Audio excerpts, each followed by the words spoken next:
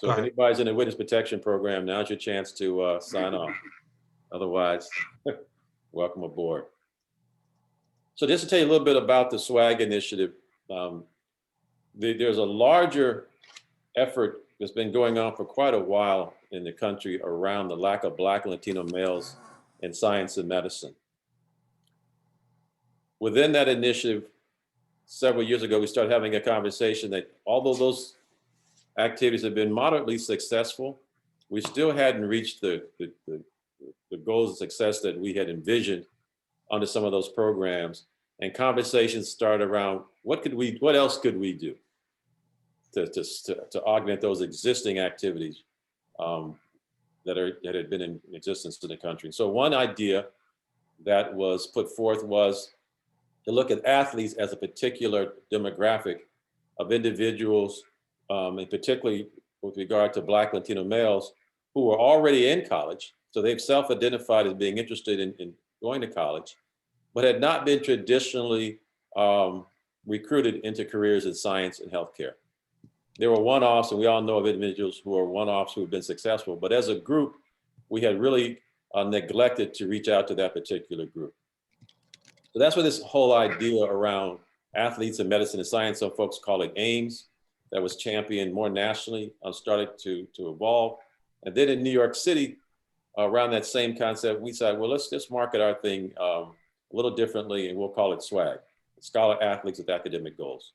So we formed a consortium of individuals who are interested, like-minded folks, and we've been meeting for about 2 years now around the SWAG initiative.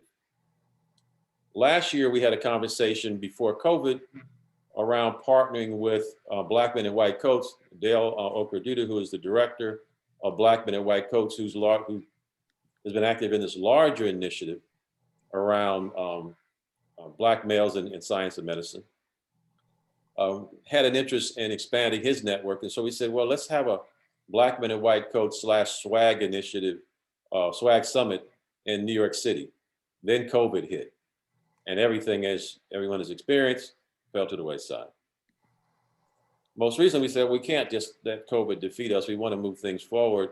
So last weekend, and hopefully many of you were able to participate, we partnered with Black Men in White Coats for their first virtual summit. A part of that outreach and initiative was the development of this documentary that Dr. Operduta and his group put forth. And that's why we're here today. So I just want to kind of tie some of the things in, just so you can see that there's a continuum here and connectivity with these larger efforts around the lack of diversity in science and medicine. So for today, again, we're going to talk about the documentary. Hopefully you all had an opportunity to view the documentary. We'll see how that is in a second. We'll poll you. But for our speakers today, we are joined by Dr. Norma Pohl-Hunter. Dr. Pohl-Hunter is the Senior Director for Workforce Diversity, Equity, Diversity, and Inclusion Programs for the Association of American Medical Colleges, the AAMC. She is also the primary investigator for the Summer Health Professions Educational Programs, the largest national pre-health program in the country, and is funded by the Robert Wood Johnson Foundation. She is also the lead author of a seminal report that was supported by the AAMC. It's called Altering the Course, Black Males in Medicine. And that really was the document or the review that really brought this issue to light around the lack of Black and Latino males in medicine, and really kind of started this kind of national conversation. So we're very honored to have one of the lead authors of that paper to talk to us and reflect back on where the initial conversations around that and where we are today, how things have evolved, and how SWAG and athletes in medicine and science play a role in that. So Dr. Pohl-Hunter is going to give us that perspective. She has been a constant supporter of this initiative around athletes. And so thank you, Dr. Pohl-Hunter, for being here. She's going to interview Dr. Aaron Bowles. Dr. Bowles is a physician. He's a PGY3, so it's postgraduate year 3. He's in his 3rd year of residency in physical medicine and rehab at Mount Sinai. He completed his MD degree and MBA degree dual degree at Howard University College of Medicine. He played basketball at a very high level in North Carolina prior to entering medical school. In undergrad, he received a full athletic scholarship to Lenore Rhine University, where they won a championship during his freshman year. And then he transferred to Bowie State College to finish out his professional, his sports and his academic undergrad training. He has a particular interest in sports medicine and will be applying to sports medicine fellowships in the near future. So at this point, I'd like to turn it over to Dr. Paul Hunter to begin our conversation. Hi, everyone. Good afternoon. It's great to be here. And thank you, Dr. Miller, for your leadership in pulling SWAG together, because I think that you've been a visionary in terms of thinking about how not only do we engage collegiate athletes, but also high school athletes very early on. So we appreciate your leadership in helping us make this more of a reality.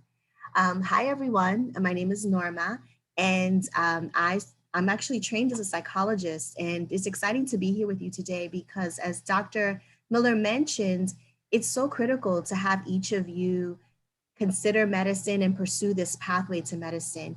He mentioned our work early on in 2014, a report called Altering the Course, Black Males in Medicine, that really brought to light this reality, this stark reality that we had more men entering medicine in 1978 than we had in 2014.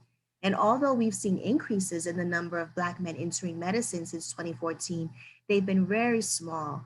And so that's why we're here today, because we want to make sure that you understand that we need you. We want you to be physicians, and that there are resources and information available, but also support networks like SWAG and resources at the AAMC to help you along that pathway.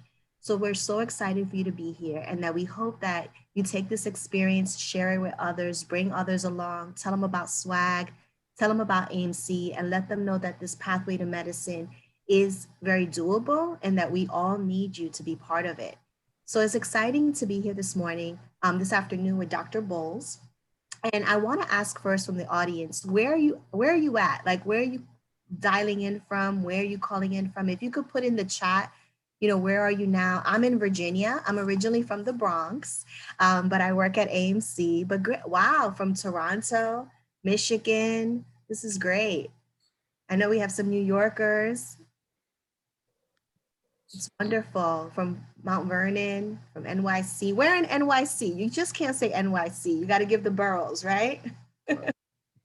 Westchester County. So it's great to have you all joining us from different areas. From Harlem. Harlem is representing. This is great. Brooklyn. Okay, great. So we might have the 5 boroughs. So it's great to have you all join us today.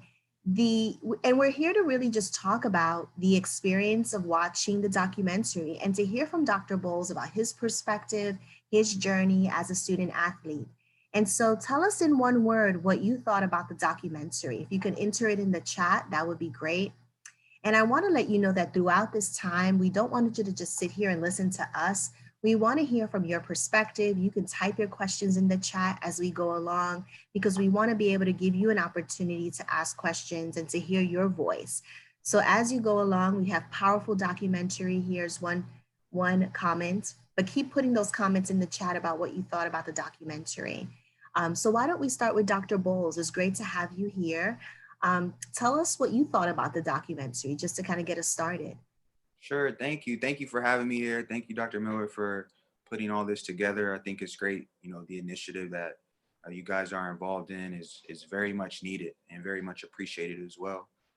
I like the documentary a lot. I'm glad I had the opportunity to watch it. And obviously it pointed out a lot of things that we were definitely aware of. And I think it did a good job of putting it into a perspective that we were aware of these things, but like obviously the pandemic recently kind of, I guess, put a spotlight on some of these issues, such as health disparities and lack of representation that we have in medicine. So I think the documentary did a great job of portraying kind of what the picture really is, opposed to what, may get lost in media or just kind of like opinion-based information that's given sometimes. In terms of I always like to be contrary. I feel like being contrary creates conversations. And so uh, one thing that I do remember from the documentary that I didn't necessarily agree with was the fact that the medical schools are the ones that are responsible for increasing the amount of Black men in medicine. And I agree with that to an extent, but I think that it starts a lot sooner than that. I think that it's the responsibility of the community as well to really engage Black men early on, even as early as middle school or elementary school, allowing them to see that you can look the way you look and still, achieve anything that you put your mind to. And I think that a lot of the reasons that Black men don't make it into medicine is, for one, they think that there's financial barriers. The main thing is lack of awareness about opportunities that are out there. And I think that there's, it's one thing to identify a problem, but then it's another thing to try to come up with tangible solutions to that problem. And I think that we really have to start with just building awareness early on, like not waiting until it's time to apply for medical school to try to really get, you know, Black men into medicine. It starts a lot sooner than that. And I think that the documentary really put a lot of emphasis on, you know, the responsibility of that being on medical schools. And, but like I said, I think that if I had to add something to it, I would have really focused on what are the things being done, early on when these kids are teenagers and even pre-teenagers. Yeah. And I think that that's where the intersection of sports and preparing for a career like medicine are interesting, right? Because I can think about, my own experience with my daughter, and kids are introduced to sports very early on, as early as 4 or 5 years old, and their different teams. And tell us about, the one of the themes from the Leadership and Athletes Roundtable session was finding a strategy for balancing athletics and science courses. Tell us about strategies that worked well for you, you know, when you were growing up, and you had this interest in science and medicine, and how did you make it all work? So I think for me, it was really basketball kind of started building my confidence to where I knew if I worked hard in something, I could achieve it. And so I think that that was really the foundation of it. And that's what, having that core allowed me to translate that into academics. And I think that that was very important for me early on. But I would say overall, balance is going to require preparation. So being a student athlete, you're going to have classes that may coincide with traveling for games or with practice. So you have to be proactive about those types of things and ensure that you're not getting behind in your classwork. Going to your professors early on and letting them know, like, hey, I'm a pre-med major, but I'm also a student athlete, and I take both very serious, and I want to make sure that I'm able to be successful in both. And I think letting people know early on, you know, what you want and what your expectations are, and also finding out what their expectations of you are, is very important. And I think that that was something that was very important for me, because I really got people on my side early on, and I was able to really build on that. So, Rudy Combs mentions here, where I grew up, at going to medical school or being a doctor was not even thought about or mentioned. I don't know if Rudy wants to join the conversation and say a little bit more about that, because we definitely want to open it up. So if you want to unmute yourself and say something more about that, we'd love to bring you into the conversation. Yeah. Well, Mr. Hunter, I grew up in a very violent, poverty-stricken. To this day, it's on TV most of the time with murders and kidnappings and drugs. To this day, it's one of the worst environments that I could have possibly ever thought of growing up into. And like Dr. Bowles said, one thing that I had that made me realize that I gave me confidence and self-esteem was basketball. I had people that said I was very good. And fortunately, it gave me an opportunity to work hard. Most of the time when I was playing basketball, the teachers would give me the grades because I wasn't academically well enough. I didn't have good study habits. So I didn't do well on tests and I didn't do well in school, but they passed me through. They passed me through so much that I went to college and I was reading at an elementary school level, and also they had to sit me out because of my grades were hard to play basketball on the team. We never thought about medical school in my neighborhood. And it was like the environment I was in, you became a chameleon because you had to adapt to that situation to survive. My parents were from the Caribbean and they worked every day and left me with Latino neighbors to babysit me. So I didn't even see them that often. They did the best they possibly can. They sent me to Catholic school and all of that. But the environment, you became a part of that just to survive. And being the only child, I had a whole lot of obstacles. It was a very traumatic experience to this day. I got arrested being in that neighborhood, coming home from college. I got arrested, mistaken identity, and I almost did 15 to 25 years, not because I did something, because they profiled me and they wanted to put me away. So I understand what Dr. Bo said. The movie, the documentary just blew me away because I'm one of the founders of Eagle Academy, and it says one of our mottos is they will be what they see. But if you don't see professionals, you don't see doctors, you don't see lawyers, how are you gonna think about being a doctor or lawyer? If only you see is drug dealers, gangs, and people who are trying to make a fast life for themselves, how do you get out of that? And that's my take on that, man. Well, thank you for sharing that, Rudy. It takes a lot of courage, and I can definitely relate to you. I grew up in the South Bronx. I grew up in public housing, and so I know what it is to just try to survive in an environment like that and do well.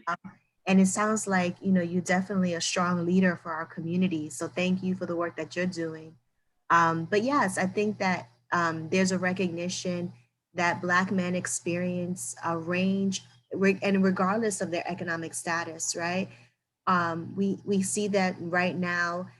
Dr. Bowles mentioned COVID, but I think there's a greater awareness with regards to anti-Black violence and what that means. We saw that with finally kind of America and the rest of the world opening up their eyes to the realities of what Black men experience with the murder of George Floyd.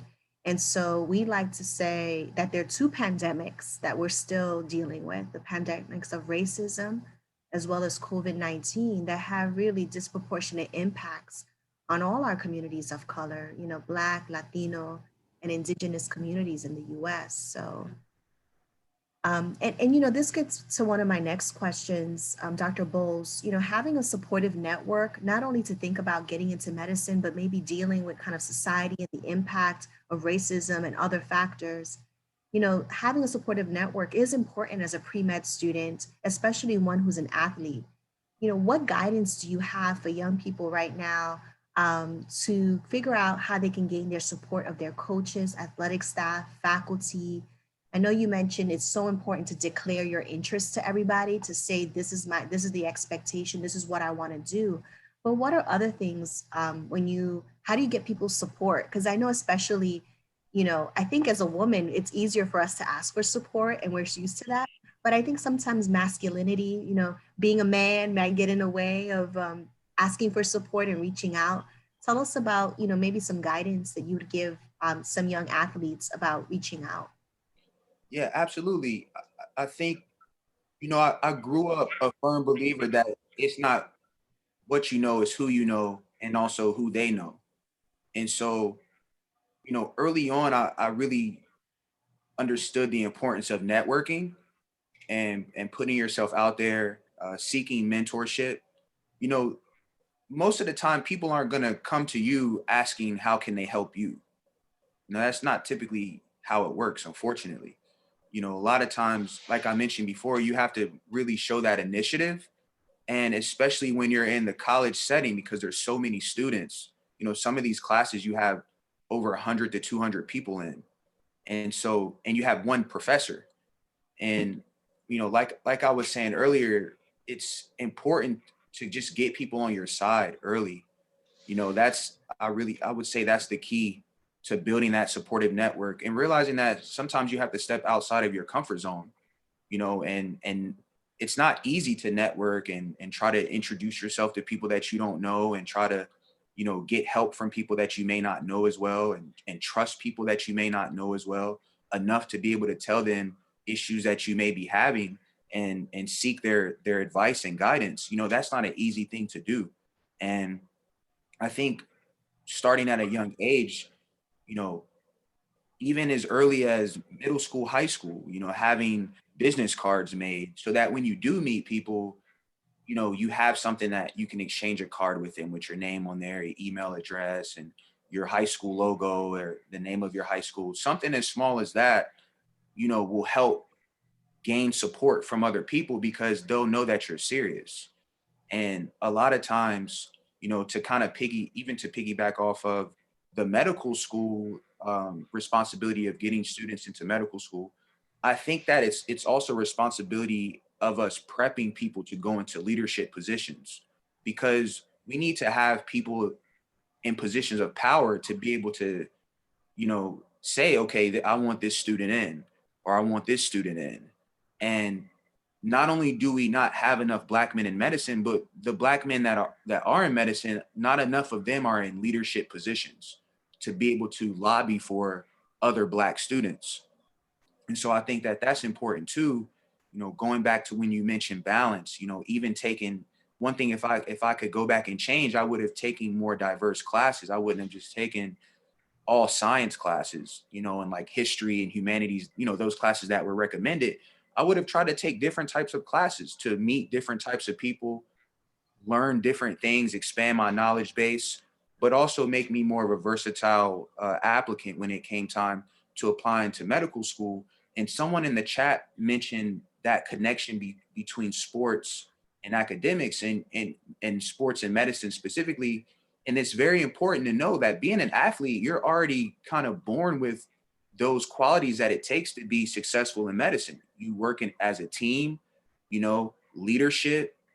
Me being a point guard, I was always the one that was supposed to put everybody in the position on the court to be successful. And so I translated that into being able to put people in the right positions in life to be successful. So a lot of the things do align. And, you know, even something as simple as teaming up with some of the big name basketball camps, you know, like Cardinal Gibbons or Bob Gibbons and 5 Stars, some of these other camps, and having doctors come there and speak to the athletes and show them like, hey, you know, it's more than just putting a ball in a hoop. You know, if you also focus on your academics, it's going to make you a better athlete and vice versa. And so I think that was something that luckily, you know, I was blessed enough to really understand early on. And I would really challenge all students to do that. You know, really consider yourself a brand early on, and anything that you do that can affect you negatively is also going to affect your brand. And I think that we don't have enough emphasis on that. You know, we kind of want to do everything ourselves, but not realize it takes a village. So try to create your village early. You know, find out who's on your side early.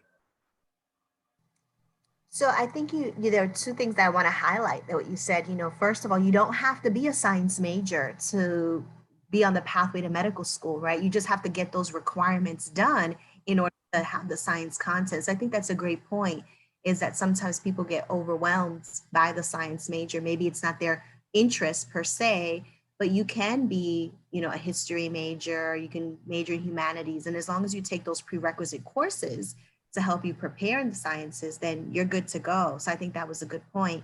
And also too, you know, there is research to show that athletes in particular are more successful during their training and residency.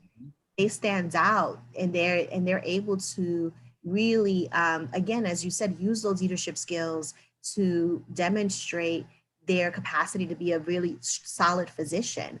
And so and one of the things that you mentioned in, leadership, team building, but also dealing with adversity, right? Because as an athlete, you're dealing with wins and losses and, thinking about preparation and being focused, and all of that is really essential for medicine. In medicine, you deal with a lot of adversity. Right? And dealing with crises. And so that I feel like that's also a benefit of athletes that they could bring to the table as physicians. Yeah. So I guess just to, to comment on all of that, what you said, it's, if you use those things, it's a little bit easier to show somebody like, hey, look, you already really have what it takes. Like, you're a great athlete. Like, that right there gives you a lot of the, the puzzle in order to be successful when it comes to medicine. And some people may not even realize that they have, a lot of people, even the ones that are successful. I know a lot of Black men I went to medical school with, business school with, that are very successful, and they suffer from imposter syndrome. It's like, I don't feel like I should be here. Like, I don't feel like I'm deserving of this. So I think, really showing people early on, showing kids early on, like, you can do this. You already have what it takes. You just have to put your mind to it and have the right people behind you. And you do belong here, right? Like, we do Yeah. in medicine, and we need you in medicine. So I think that's important as well. So I don't know if Santi, hopefully I'm saying your name right. You wrote here, Dr. Bolts talked about building a community of support through his athletics participation. Do you want to ask your question? Can you talk about how impactful that was in meeting your academic goals? Santi, I don't know if you want to unmute yourself and say a little bit more about your question. Sure. Yeah. No. Thank you for the opportunity, Dr. Bolton. Thank you for joining us today. Your remarks and your perspective is definitely valuable to this conversation. But essentially, what my question was asking is, I know you talked about talking to your professors and building communities through your athletics participation, and it sounded like that was supportive of you in your academic pursuits. There was a bit of an understanding about the rigors that your participation in basketball has, and how that may impact your ability to succeed in the classroom. So it sounds like you had a bit of a support system just through your participation, and I was hoping if you could just talk a little bit more about that and how helpful that was, and the resources that are out there when you are an athlete, in helping you be successful in the classroom. So Dr. Bowles, before you answer that question, Michael Sante, can you please identify yourself and tell the group who you are, please? Oh, sure. Sorry that I am on, my camera's off. I am moving around the city right now. But my name is Michael Sante. I am the Senior Director of Compliance Membership Services for the Big East Conference, and was approached by Dr. Miller about 2 years ago when he brought this swag concept to me, and we've been working together to try to move the ball forward in this space.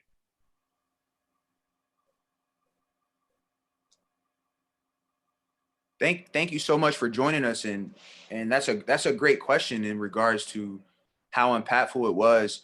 And honestly, that was probably it. Like, I don't really attribute much of the little bit of success that I've had or accomplishments that I've had on something that I did. I always really, I've always believed that if it wasn't for the support system that I had, there's no way that I would be where I am today. And also the prayer support that I had from my family and friends as well was, obviously very pivotal.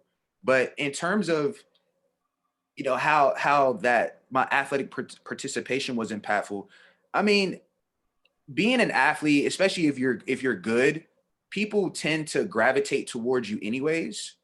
And so I was really lucky enough to really, like, I had the mindset of making being smart like a cool thing. Like, I realized that by me being an athlete and me being a good athlete, like, my professors would come to the basketball games and they would support me in that way. But then to see me, I guess, in a different space, like in the classroom, and having the ability to manage both, I think really, I guess, engage them even more to be able to support me moving forward. And they also, you need to make sure that the people that you have, you know, backing you trust you too, because some people may mention your name for an opportunity, and it's up to you to represent their name if you get, you know, a chance to pursue whatever opportunity that is. Like, for instance, I realize that I have a responsibility being a Black man coming from Howard University, because no matter where I go, I need to make sure that I carry myself the right way. I need to make sure that, you know, I'm always articulating myself the right way. And just like I said, being cognizant of myself being a brand, because if I go somewhere and I shine, now that gives other Black men and other students in general from Howard University the opportunity to come and shine as well. If I go there and I don't do well, or I make, you know, Howard look bad or myself look bad, then when they go to read through those applications there and they see that there's a student from Howard, there may be a little apprehension there, because they may think back to the other guy that we had that came from Howard and how he was a slacker, or how, you know, he didn't take initiative or didn't work hard, or whatever the case may be. So I think that that impact from the support was, for me, was very powerful, because it made me work even harder, because I knew, like, I have all these people supporting me, like, they're depending on me. Like, I want to make sure I can make them proud and make sure that, you know, I'm setting a good example for the ones coming up before me. So I really used the fact that I had a support system to make myself work even harder, and almost put a little bit more pressure on myself to make sure that I accomplished what it was they were supporting me to accomplish.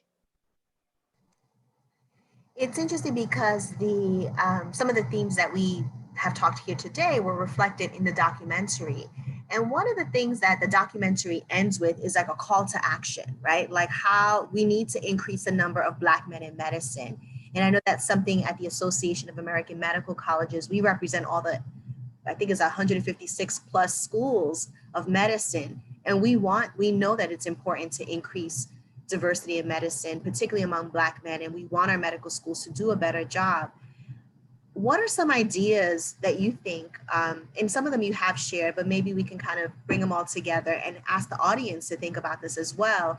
What are some ideas on how to make that happen? How can we increase more Black men in medicine? How could we use sports as a platform as well to increase, you know, the number of Black men in medicine?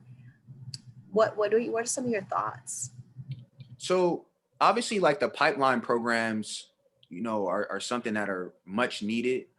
I've been involved in a handful of pipeline programs, and one thing that I noticed was that the continuity wasn't as trying to think of the right words, because they were great programs, but I just feel like we kind of lost the kids at some point. Like, the follow-up wasn't there as they started to matriculate, like, from high school to college, right? And so I think we need pipeline programs that start very early, but that also focus on continuity. Like, even if these kids don't go into medicine, you know, they still need to have resources, because honestly, the recipe that it takes to be successful in medicine really applies to all disciplines. You know, you need to have proper study habits. You need to be disciplined. You need to know how to make sacrifices. You need to be a leader. You know, all those things, all those qualities are going to be important to be successful in anything. So I think that these pipeline programs, it's like, once these kids kind of, they're not really, like, interested in maybe being a doctor anymore, they kind of get lost. And, you know, I think that it's important that we still find ways to capture those students as well. So that's one thing. And then also, you know, just making our presence be shown, like having Black doctors, you know, Black men that are doctors going to schools for career days and talk, or go to, you know, some of these basketball camps that house these elite athletes and talk about, you know, how they were able to be successful in basketball, or football or whatever, but also how they were able to be successful academically and personally, right? And so when you capture that audience in that setting, then it may only be 2 or 3 people that it clicks, like, oh man, like, this is pretty cool. Like, you know, like, for me, it was like, okay, if I don't make it to the NBA, then I'm just going to make it to the NBA as a doctor. Like I'll still be in the NBA, but it's just through a different lens. And so like something as small as that, when it clicked, I was like, oh, okay, like that's still like really cool, you know? And it may take somebody seeing someone give that talk, and that might enlighten them enough to be like, you know what, I'm going to focus on school a little bit harder. You know, when they come back from that summer, they may come back a better student. So I think going to these athletic, finding ways to to get like a voice from medicine, from Blacks in medicine, into these spaces that are more so focused on athletics is important.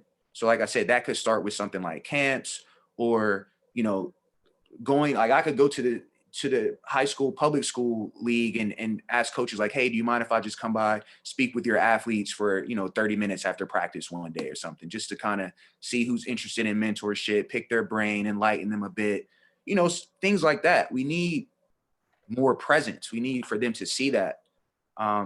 So those are a couple of things. And then also just, I think letting someone understand the magnitude of the opportunity to pursue medicine. Like Black people are dying because there's not enough of us in medicine.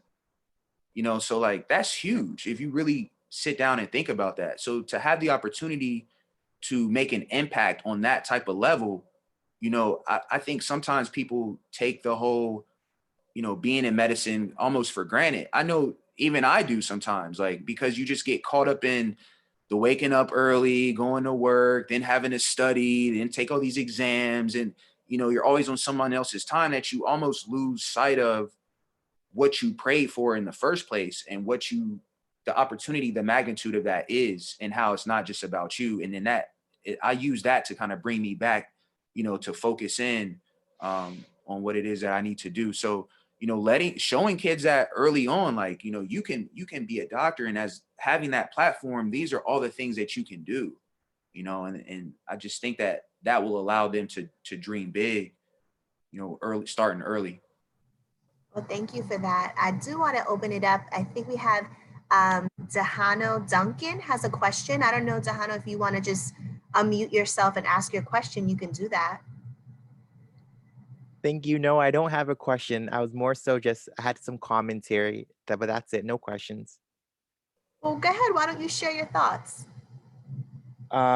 Sure. Let me look at what I wrote. So I was just saying to Dr. Boltz that you mentioned the importance of athletics in your path to medicine, and like how do you gain or develop similar skills if you're not interested in athletics and looking to pursue a career in medicine?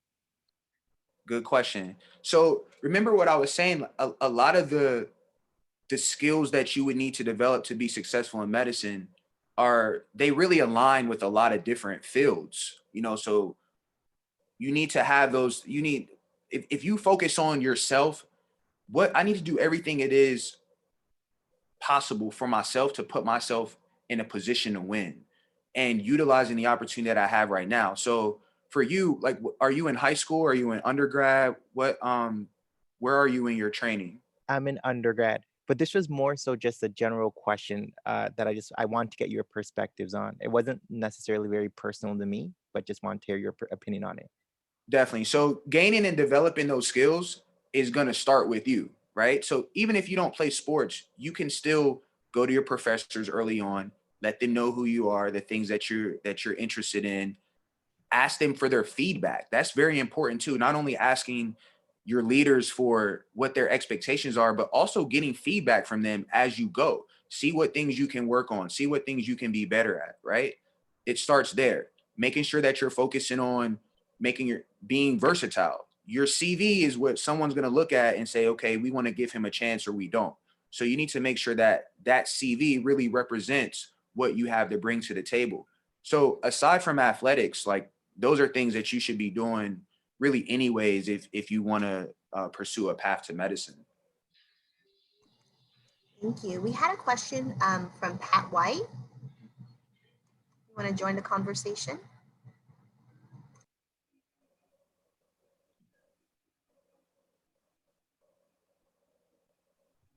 So while we're waiting for Pat White to come on, Dr. Bowles, as you were speaking there, and maybe you've already said it, but I just wanted to reiterate, one of the things we talk to our student athletes about in particular is that the preparation, the experience they have as athletes really position them for success.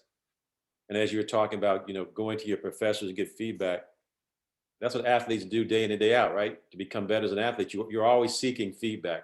That's just an innate born part of who you are as an athlete. So can you talk about that and relative to how that is really important, how it positions you as an athlete to be successful? Definitely. Because, getting that feedback, and also you need to be receptive to the feedback. That's almost even more important. And, you have to, it just comes down to being able to accept criticism. That's how you grow. You're always going to have a biased perspective on yourself, either that or you're just going to be too hard on yourself. But regardless, like I said, it always starts with you. And that self-reflection, along with getting the perspective of others on your performance, I think are important to combine so that you can try to get better every day. No matter what it is that you do, you could be an Uber driver or a professional soccer player, no matter what, if your name is on something, you should want that to be as great as you can make it.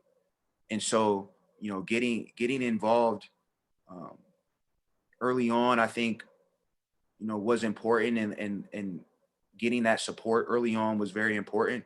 But, it started with me and being able to put myself out there. And that's, like I mentioned before, that's not always a comfortable thing to do, but it's definitely needed. We have a comment or question from Rudy. Yeah, Dr. Bowles, you said something that was so much on point. I had to elaborate on it more. You said the importance of going into the schools. And let me tell you, if I had that when I was coming up, just seeing Blacks and Latinos coming into the schools as doctors and lawyers to talk to me in middle school and elementary school, it would have impacted my life so much. And how I know is because I started doing it in 1994 when my school, Theodore Roosevelt, right across the street from Fordham University in the Bronx, Dr. Hunter, was being closed. They were on the list, and I didn't want to see that happen. And what I did was bring in professionals like yourself and lawyers, doctors, state troopers, you name it. We bombarded the school classroom with their kids. Only 25% of the kids were graduating and seniors. And when we left out of there after 4 years, we were up to 73%. Their self-esteem, their confidence was up because they saw Latinos and Blacks in the school. That is so important. And if you can do it at a middle age, it's even more effective. And I just had to elaborate on that. Yeah, I agree with you 100%. 100%. And they need to continue to see it, do it for the middle school, then they see it again in high school. Then they start going to these summer programs and meeting new people, seeing that there's so much more than just what they see on an everyday basis. And I have twin daughters that just turned 15 a few weeks ago, and they live back in my hometown in Morganton, North Carolina, which is a very, unfortunately, small and kind of a dead end town. And it's one of those places where you get to a certain point where you reach a ceiling there. And if you don't leave, then you'll end up stuck. And, they're straight A students, they play instruments, like they're perfect kids. But one thing that I see for them is their mindset. They really only see what's in front of them. They don't have the ability to think past what they see every day. And, that's why it's important. Like when summertime comes, I bring them up here to New York, or they were with me in DC during the summers, or if I had breaks, just so they could see that, there's so much more out there. You can dream so much more whenever you're experiencing different things, and opposed to just waking up and seeing the same things every day and seeing the same people that aren't, inspiring you to be a better you. And I think that's important. Like you said, they need to be able to see that, and not only see it one time, but it needs to be, a way to engage them and allow them to see that more often, so that it starts to really paint a picture in their head on what it is that they can become. We have a follow-up question on that point from Anthony Smalls. So I thought it was interesting that we talked about people going into the school of different wearing different hats to talk to the students. So it made me think about the reason why I got into sports was my mother said, I'm not going to have you running around the streets. You will play every sport. You will find a sport. You will find chess. You will find something. So I did a lot of activities on the weekends and after schools because my mother said it'll keep me out of trouble. She also told me as I got older, she gave me video games to make sure I was in the house so she know where I'm at. But having parents where you see your parents go to work, you don't totally know what they do. You totally don't know what the purpose of working is. You just know that they're out. But not knowing who's a doctor, who's a lawyer, who has certain titles that mean something. We kind of sit back and we get filtered through television or through our friends. So a lot of times marketing comes sports because that's what we love, that's what we watch, or music because that's what's on television. How do you think that structure plays into the fact that we don't have a lot of kids in science, medicine, doctors, lawyers, and stuff like that? I thought that was an interesting take. It plays a lot because it goes back to you will try to become what it is that you see, what it is that you're influenced by. Like, you're a product of your environment. So if you go outside and you see everybody is after school, they're all going to the basketball court, you're gonna go to the basketball court. If everybody's going to the library, you're more likely to go to the library, right? So I'm actually reading this book right now by Jonah Berger called Invisible Influence, and it talks about how much we're influenced by the things that other people do. And not only that, but we're not cognizant to the fact that we're actually influenced by these other people. And so, it goes back to it, like maybe having more artists, musicians, athletes, whenever we go into these, it's just like, for instance, I remember going to basketball camps and they would have like Shane Battier or, what's his name? Jason Williams that used to play for Duke. Like, I remember I went to a couple of these camps, went to a camp at Wake Forest, Tim Duncan came, they have these prominent athletes come and speak at these camps, but they don't have any other, prominent figures from a healthcare professional standpoint come and speak. And that may even be like a physical therapist or an athletic trainer, someone that's involved in that field, to be able to show that there's a link between sports and medicine.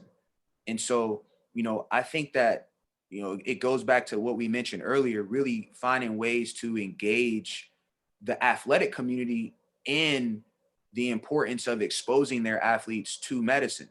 And then once they're exposed, for the ones that are interested, making sure that you can capture them and put them into these pipeline programs where you're able to keep track of them, keep this continuity, and just help them in terms of career preparation overall.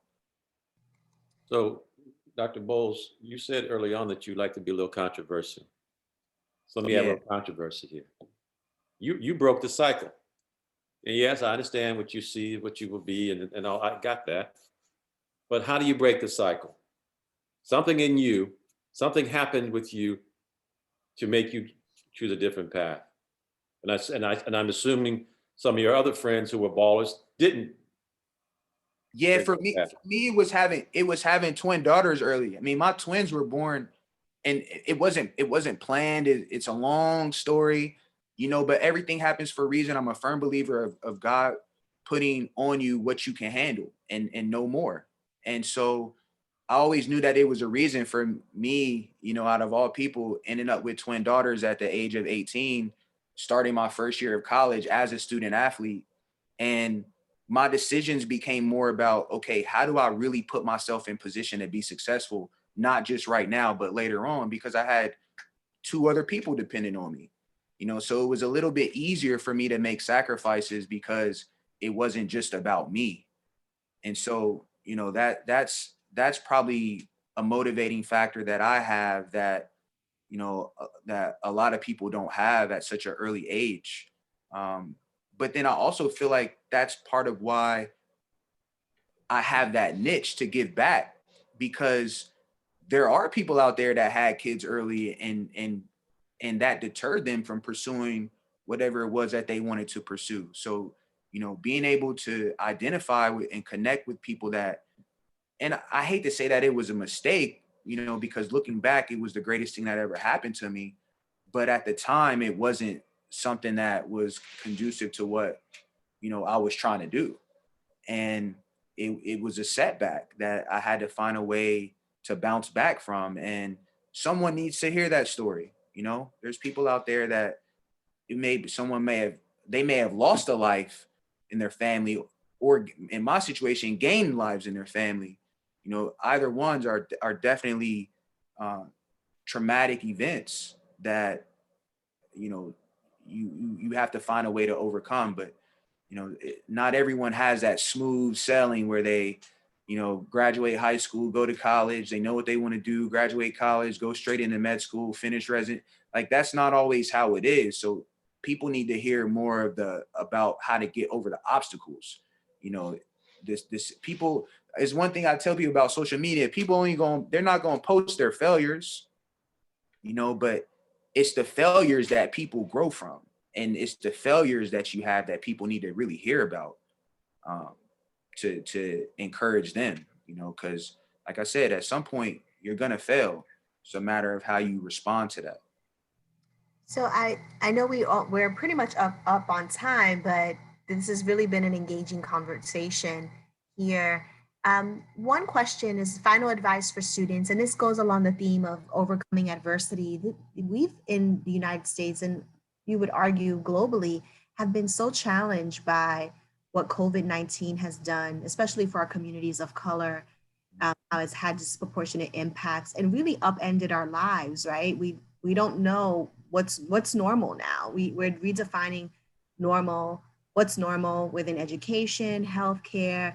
And one of the questions we have here is like, what's final advice for students who are currently doing school online and finding it difficult? And I would add to that we also hear that there's a lot more isolation. You know, students are much more isolated, and it's just more challenging, especially thinking about mental health and keeping kind of things together. What are your final thoughts, you know, based on your experience, not only now as a physician, but as an athlete, in terms of, again, overcoming adversity and kind of getting through this period? That's a great question. So, you know, staying active and being organized, you know, like have a schedule and have a system, so where you're not just sitting in front of the computer all day, but you structure out some time in your day to maybe go for a jog, or to maybe read a book that, you know, you haven't read before. Like I challenge you to also challenge your friends. You know, it's so easy for us to wake up in the morning, get on Instagram, or, you know, get on the phone or FaceTime or whatever, or when we talk to our friends, talk about a lot of things that may lack substance, but use this free time that you have from being more like online with school to increase your knowledge base. Like me and my friends, we challenge each other. It's almost like a book club. Like we'll pick a book and we'll say like every 2 weeks, you know, read 40 pages, and we're going to discuss what was in those 40 pages in 2 weeks. And we'll do it over Zoom, and it'll be like 5 or 6 of us, you know, on a Zoom call, just like this, discussing a book that we read. Because you may read something, I may read the same thing, but we may have 2 different perspectives on what we read. And when we bring that to a conversation, you know, that's what it's about, building those types of skills and building those types of relationships. And those things will keep you a lot more engaged, because before COVID, we were always running around. Like around this time, I would be at brunch somewhere, or then, you know, like all over the place. But now it's forcing us to kind of sit down and really self-reflect and figure out, what can I do to make myself a better person, but also make somebody else a better person too, you know? So I challenge you to do that. Step outside your comfort zone, try to do things different. So maybe, you know, every Friday, you and your friends set up a Zoom link and you guys chat during the day. Make sure you're taking time to just walk around or go outside, go for a walk, go for a run, ride a bike, you know, just really make sure you're giving yourself time for yourself, you know, as opposed to just staring at the computer all day. Like you don't want to be in online school all day, and then when that's done, pick up a phone. Now you're on Instagram all day. Like be able to separate your mind from different things. Well, Dr. Bolts, thank you so much for this conversation today. I think that, you know, you've enlightened us in many ways in sharing your personal journey, But I'd like to think that, one common theme here is that community is so important and that none of us does it alone. And that whether we build our own community, we find others around us, or we bring in the people that are close to us and have them do different things, as you said, that none of us does it alone, and that it's okay. And whether it's our team, our coaches, in the case of athletics, or our family, friends, that community is very important in this journey. So thank you so much for being part of this community conversation with SWAG, with the AAMC, with Black Men in White Coats, because this, like you said, this is what we need. We need to see people like you who are incredible, who are really role models for us all. So thank you so much. And I'll hand it. Thank you for having me. It's a pleasure meeting you all. And, you can share my email address. Feel free if anyone wants to reach out. If they have like projects in mind or community initiatives or want advice, you want to get in this book club with me, like anything, just reach out, feel free.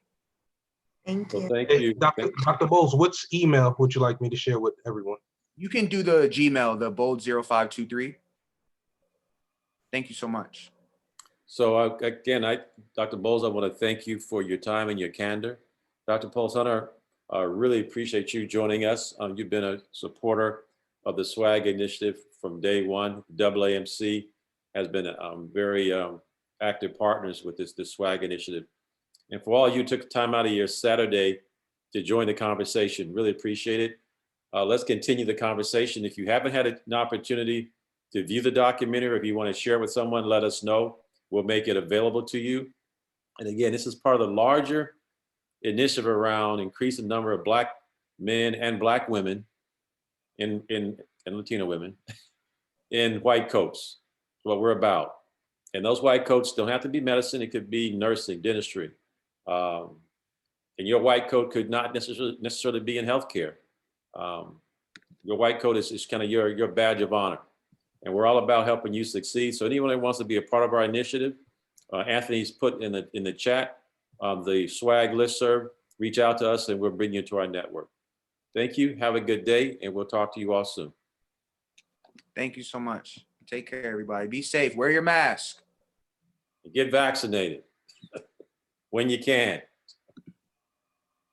Take care, everybody. Thank you.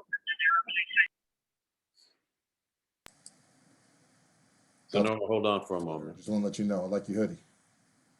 Hey, Donovan, can you hold on a second?